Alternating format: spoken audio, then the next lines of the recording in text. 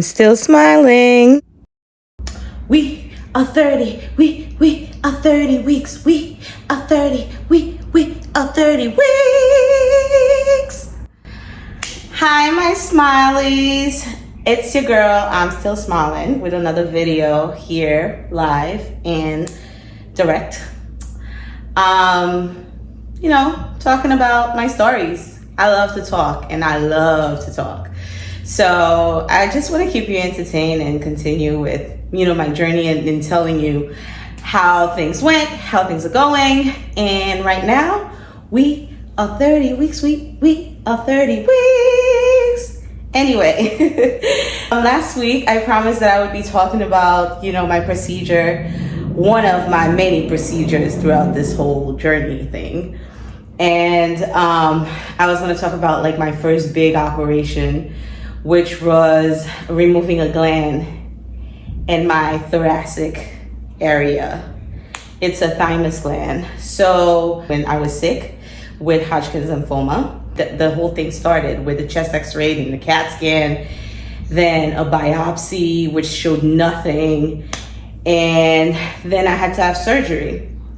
But before I had the surgery, the biopsy was hell. I went to the hospital. I was basically under conscious sedation, which is like, you don't feel anything, but you're awake. And I had this big needle, like huge. Remember how I love needles?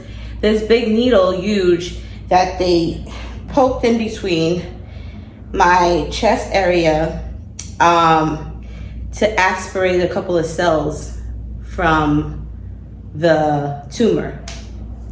At the time, they were calling it thymectomy, which is a tumor in my thymus. So they aspirated it. They had given me a bunch of narcotics like fentanyl and things like that.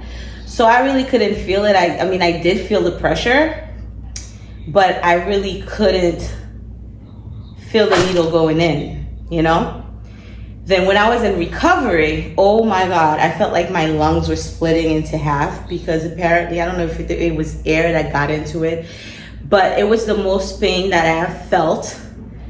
One of the most pains that I have, because I've had a lot of pain, but it was the top three, I want to say top three, that I felt during this cancer business. I remember my mom, my dad were by my side. I went to recovery, and that's when all hell broke loose. I could not take a breath. Every time I did, I felt sharp pain. I felt like I couldn't breathe. I was crying, asking for more and more medicine until I got some relief, And I could see in my mom's eyes, like she was very worried. And it's as if she wanted to take the pain away from me. Like, I guess this is a mother's love, like, I don't know. I just love my mom so much, and my dad too. But anyway, yeah, so this is what happened. So then I get the biopsy done. I go home. Biopsy is negative. They can't find anything. So now the doctor's like, remember I told you you have to have surgery for me to remove that tumor, your thymus, the whole thymus gotta go. And the thymus is a gland that is supposed to be like, protect you from having like cancer, autoimmune disease, it's like part of your soldiers. So I was losing that. I was worried. I didn't know how the surgery was going to be done. I'm thinking they're going to crack open my chest, which guess what? In the past, that's what they used to do. But luckily, I had to have an laparoscopic surgery where they put like the camera and then the stuff in and then they pull it. I don't know what they did, but I had like 2 holes at the end of the surgery. I go in nervous as hell. Again, my mom's there with me, and they had to put the IV in after craziness. I let them put the IV in for me. IV's in. Then the doctor came, are you ready? I'm like, I don't know if I'm ready. I don't know what to expect. I just know I'm going to go to sleep and wake up with a lot of pain. So he promised me, he said, we're going to give you some medication. We're going to give you an epidural, which is, women who are going through pregnancy usually get it. Basically giving me medicine through my spine for pain. They gave me some nerve blocks where I couldn't feel any pain up in that area. And that's all I knew about it. He came, he marked the site. He said, all right, I'll see you in there. My eyes closed, my eyes opened up. I was so foggy, I didn't know where I was. And next thing I know, I'm in my room.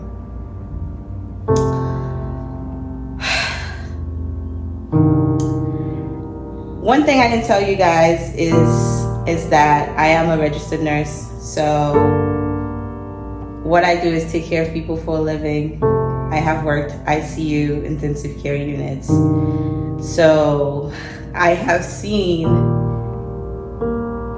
tubes that were coming out of my body on others. I had an idea of what it would be like, how it would feel, but I never knew how that felt until I had to go through it.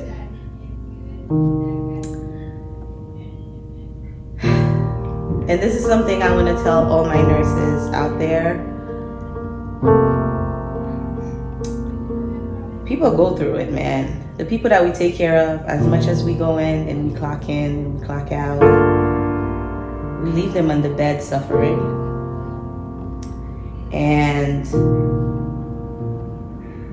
they're there fighting. Some are fighting for their lives. Some are fighting through the pain. Some are fighting to get better.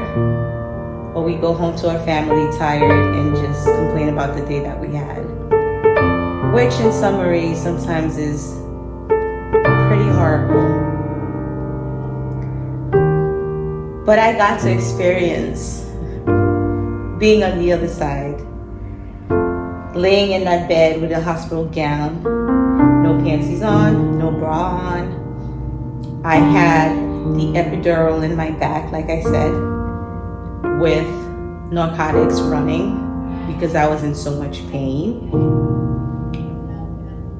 I had a line in my artery that was so painful. And I usually take care of people with artery lines, like arterial lines, and to me it's no big deal. If anything, I love them because first of all, I don't have to poke somebody to get blood, and it continuously gives me a blood pressure. But the pain that I felt, the numbness that I felt on my thumb, that was crazy. I had a Foley catheter. Wow, I had a Foley catheter. And last but not least, I had a chest tube, which is this long cord. I don't know if you guys want to Google what a chest tube looks like, but it was basically a cord like that, this thick, plastic. A tube that the doctor inserted into my thoracic cavity to drain fluid and blood after the surgery. And guess what? He had to make a big incision for it to go in. Then he had to sew around it to keep it from dislodging. So that was painful. I had all these things in my body. I was groggy. I was in pain. I felt defenseless. I felt like a patient. And I was so thankful that those nurses were nice to me. And I was so thankful for the type of nurse that I was even before getting sick. Because God, people go through it. Anyway, so after the first night wasn't too bad because I was on La La Land. I was on medication. Then the next day I had to do the work. Physical therapy comes in. I got up. I was walking, barely walking. You know, they were holding the chest tube for me, the Foley bag, and my lines, and I looked like a hot mess. I can't even think about chemo. Like, what is that going to be about?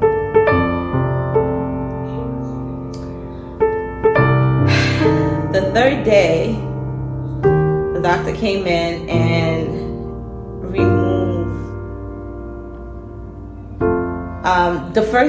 The day after the surgery, they removed the Foley catheter. I'm sorry, I'm losing my words because it's like reliving it again, and it's just, I promised that I was going to be genuine and raw with everyone, and I know I'm very strong and tough, for those of you who know me. But this was hard, you know. So they removed my Foley, so now I had to get up all the time to go pee. Every time I get up, I'm in pain. Then the next day, they removed my epidural. The nerve block stopped working. Then I was in pain. Then they removed the chest tube and had to sew me up again. You know. And I remember one night I was in so much pain, but they didn't want to give me anything for the pain, because they thought that I was allergic to Vicodin and codeine and stuff like that, and I explained to them that it wasn't a true allergy, so I was basically begging for the pain medicine. I ended up getting it afterwards, and everything was okay. I went home, and mind you, at that time, like, they removed the mass, but they gotta send it to pathology to get tested because they have to know what is it. The biopsy showed nothing, so what is this? So at the time, I don't know I have cancer. I just know that they removed whatever mass there was that was preventing me from breathing and making me cough all the time.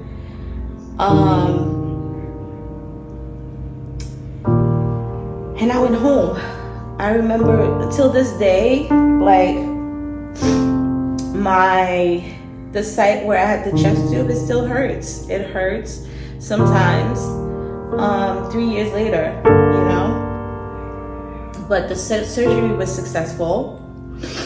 And then a couple of, like, maybe 3 weeks later, that's when I went to get my sutures removed and to get to see the doctor. Maybe like 2 weeks later, I found out that, yeah, it was lymphoma.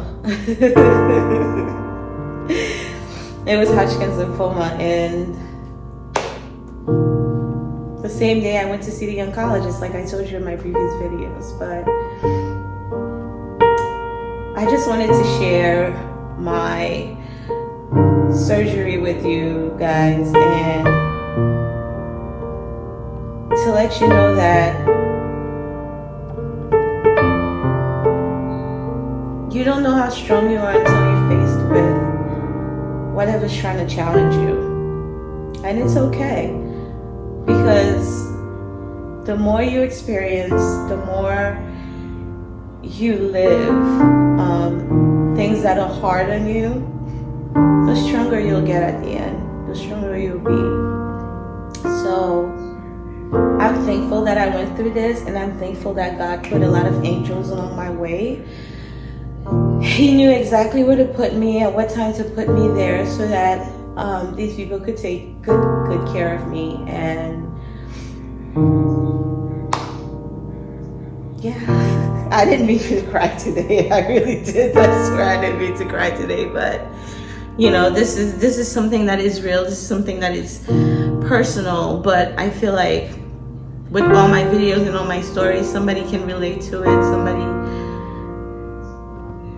can can see that it's never the end. So whatever you're going through, don't give up. Don't, go through it. Just put your big boy pants on and just do the damn thing, So anyway, this is it. That's all I got for you today.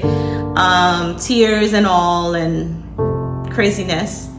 But yeah, I hope your week was wonderful, as well as my week. My week was awesome. I had my 30-week checkup and everything is okay. We are kicking, and we're looking forward to that 10 weeks left of adventure before I meet my child. So I hope to see you guys next week. It's your girl, I'm Still Smiling, with another video. Enjoy, guys. Please don't forget to like, comment, subscribe, share with your friends, share with your family members, share with a stranger. I really don't care. I know that it will hit home for people. I know that people will see themselves in my story or see somebody else who's suffering in my story. So yeah, have a good time, guys, and God bless. Bye.